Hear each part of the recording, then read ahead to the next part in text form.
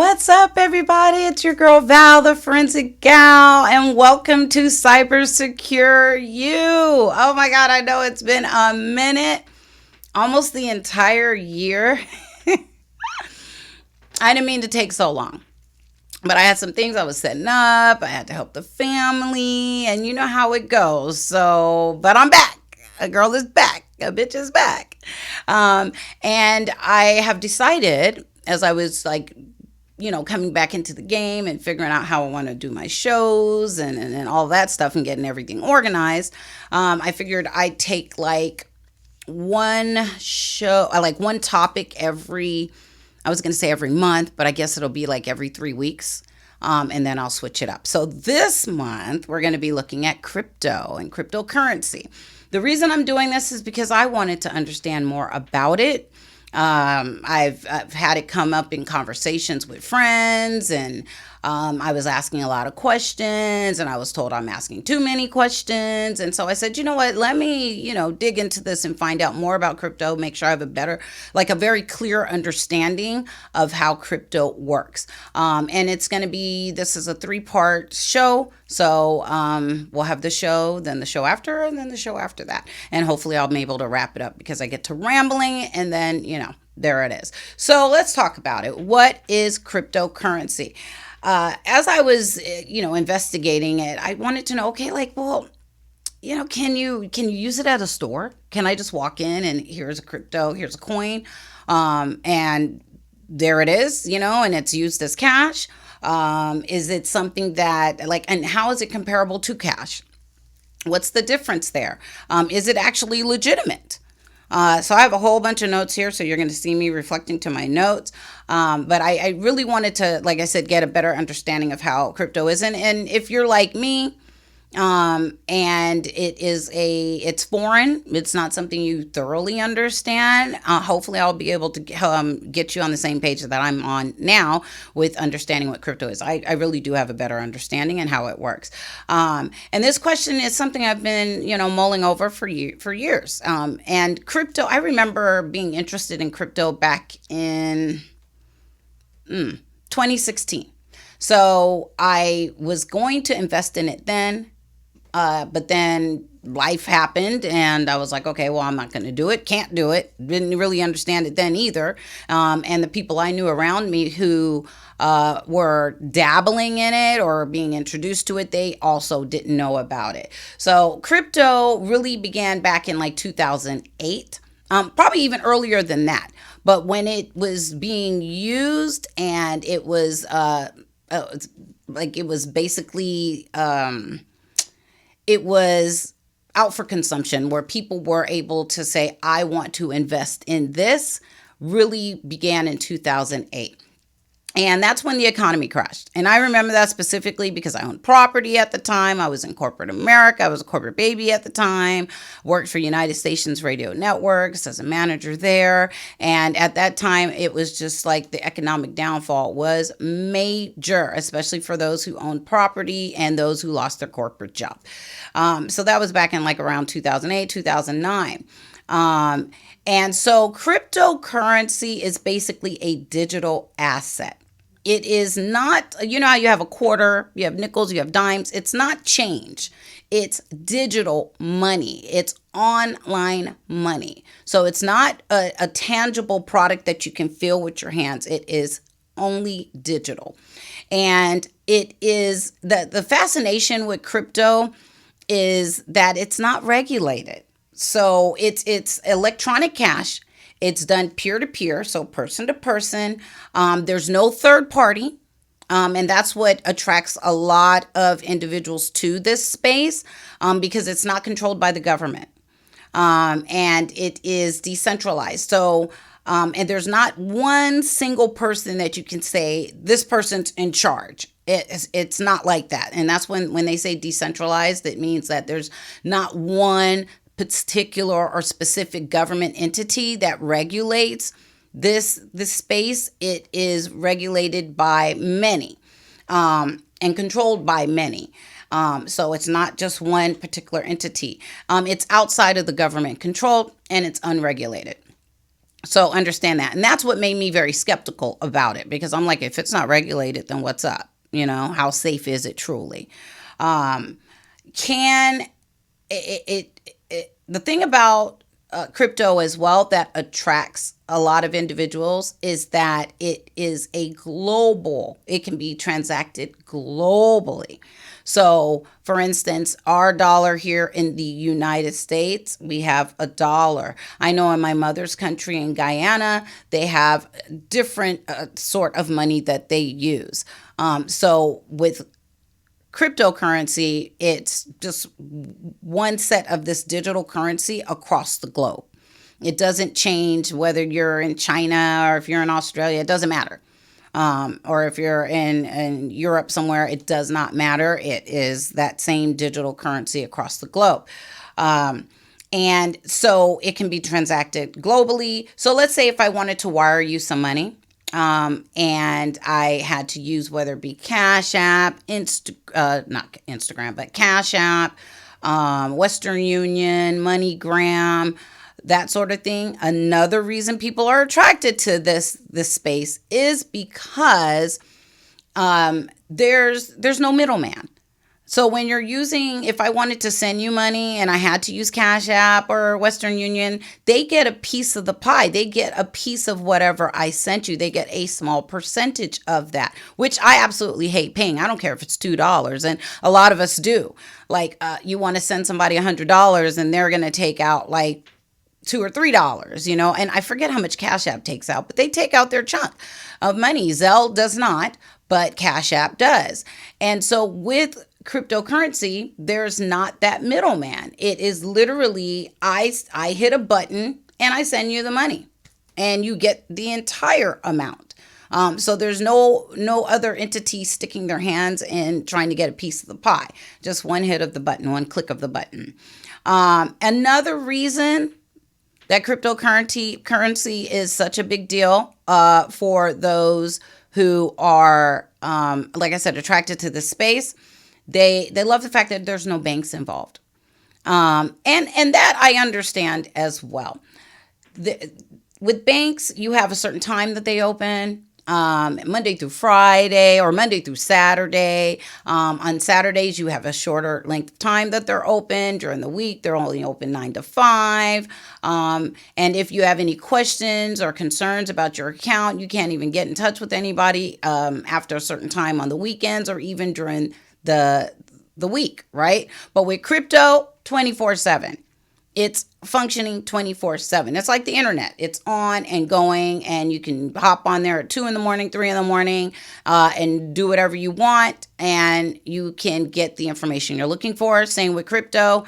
There's no time on when you can actually trade or use this cryptocurrency. Now, John Reed Stark, he was a former chief of the internet for I think it was the FTC, I believe. Excuse me. I think it was the FTC.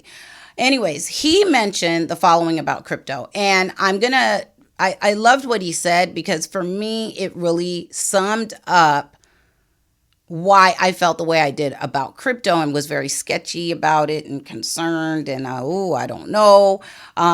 So in this space, he mentions that there's no public disclosure. There's no mandate and there's no financial statements.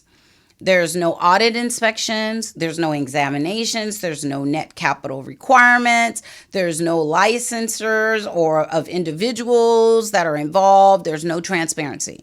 And to me, that's very important only because then who regulates it?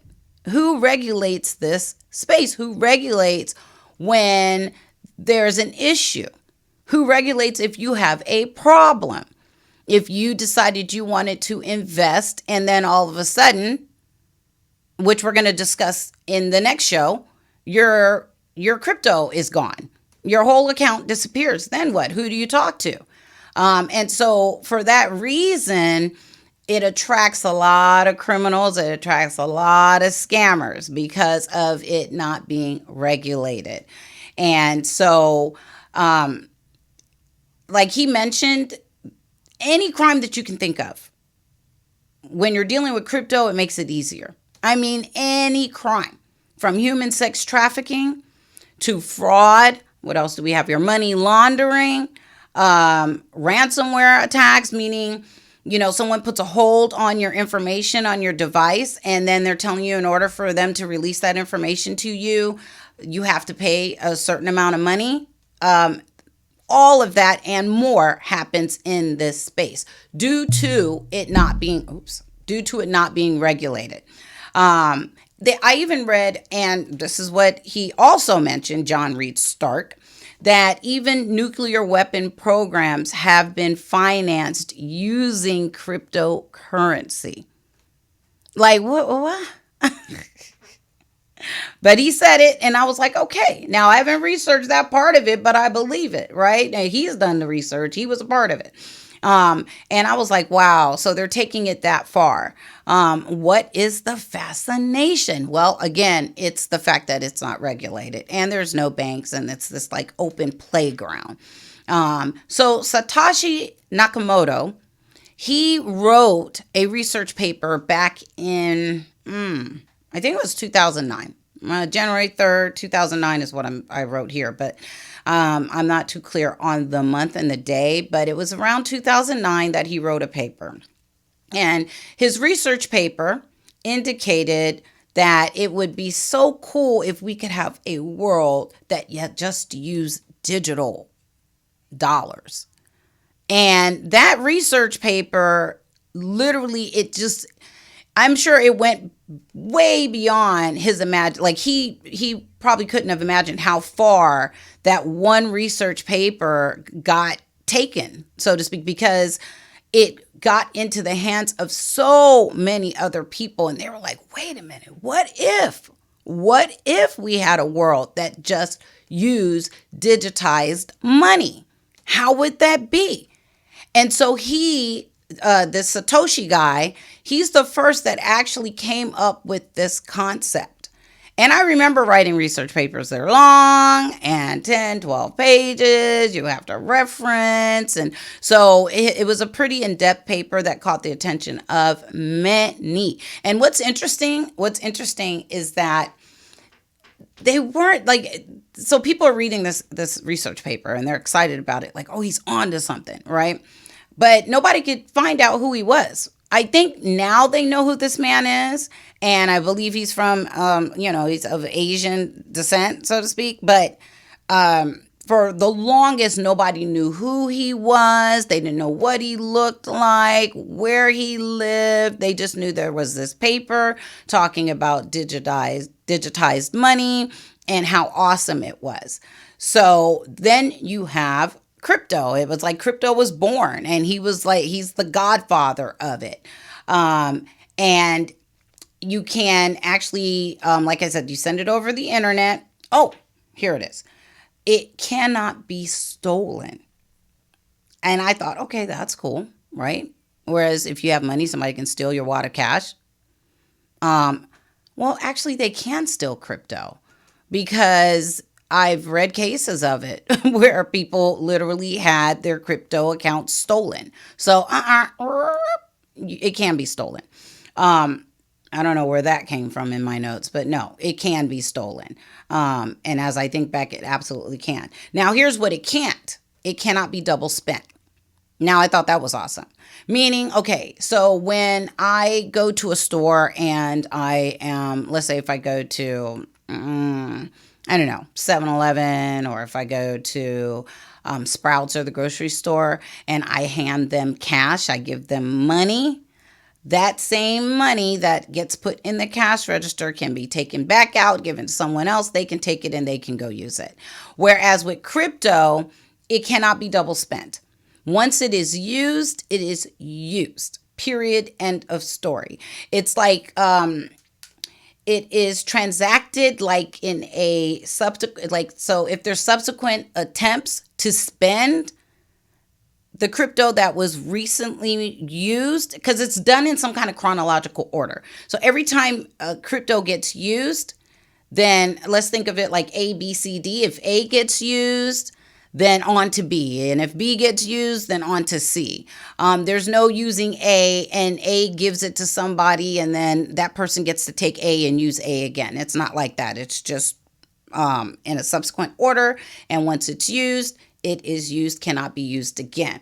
They consider it to be cryptography, which is the science of putting codes and digits and numbers and letters and putting that all together.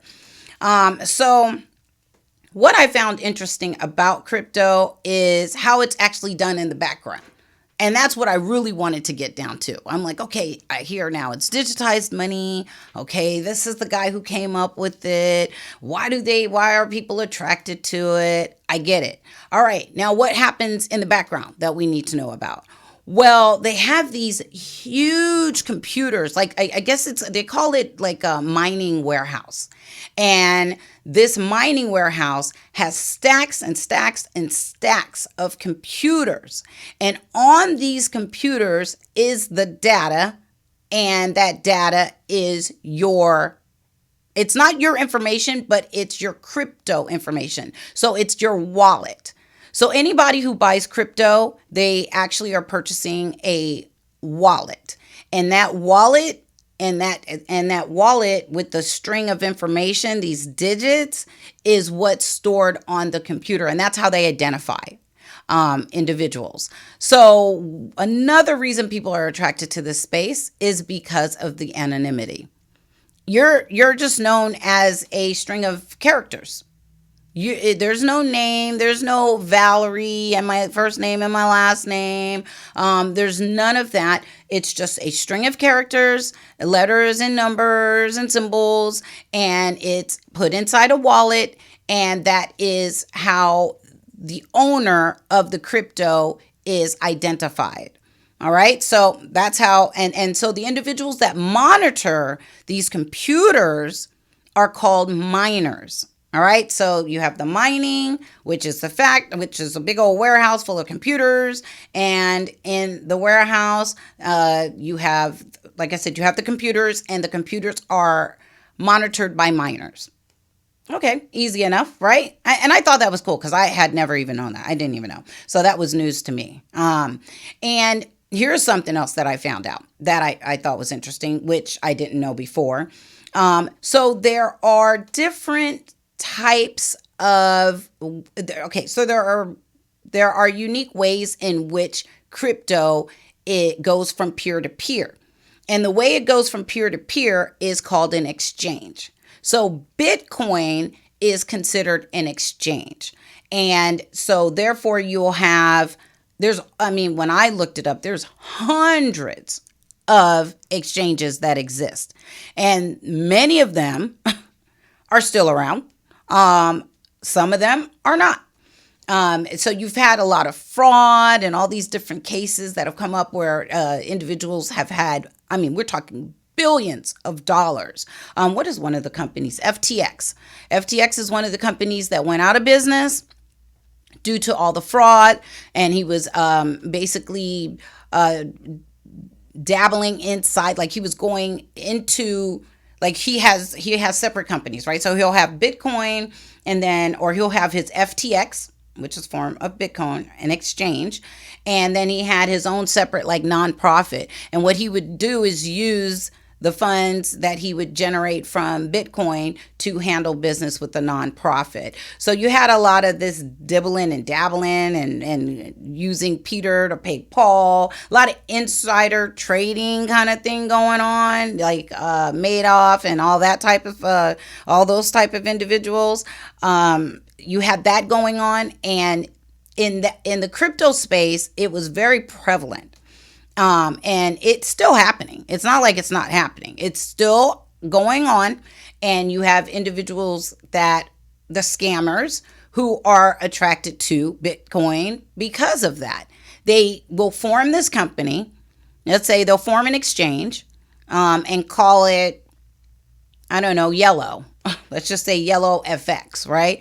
They'll form a company called Yellow FX, create this database and what have you. And then they'll buy into it and get that price to go up on the coin, and it'll attract other individuals, and they'll come in and they'll put money in and they'll buy some crypto, and it just raises the stock up and up and up and up. I got a minute left, and I'm like, dang, did I get it all in? Now with the let me jump ahead and just make sure I mention, and I mentioned the powerhouse of computers. Oh, okay. Now, it's important to know that after a certain number of transactions, like, okay, so you'll have all the individuals that bought into Bitcoin. They are listed on a spreadsheet. Like I said, they're put in a wallet, and it's put into it's like all this data on a spreadsheet. And so once that spreadsheet is completed and filled up with the various wallets that people own, then they will create another spreadsheet. Now, the second spreadsheet is linked to the first spreadsheet, but it goes on and on. So you have one spreadsheet, fill that up, go to the second, fill that up, but they're all linked together. So all of them are connected. And like I said, each of the listings on the spreadsheet is considered a wallet, and the wallet is owned by a person. And again, that anonymity is what attracts so many individuals. Let me say that it was interesting to find out that the first purchase using crypto was pizza. And I think I'm actually going to be showing the picture where it's this guy and his children. He has two kids, a boy and a girl. And they decided, let's see if we can do something with this. I bought this crypto. Let me see if I can actually use it at a store or at a restaurant. And sure enough, he solicited and said, hey, if I gave you this much crypto, would you deliver a pizza? And sure enough, it worked. And let me say this as well. In order for you to actually use crypto, the other party has to be able to accept the crypto. You understand? So it can't be just like, oh, I have crypto and let me just go spend it. No.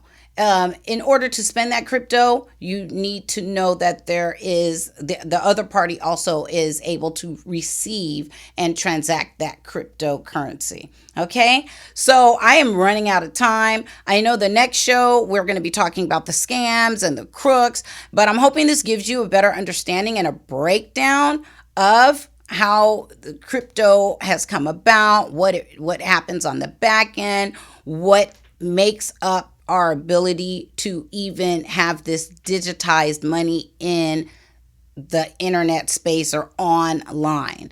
All right, so it's your girl Val, the Forensic Gal, and thank you for joining me. Stay tuned for part 2 of crypto when we talk about the scams and the crooks and all that good stuff, the real juice and the meat and the potatoes, the stuff I can really talk about.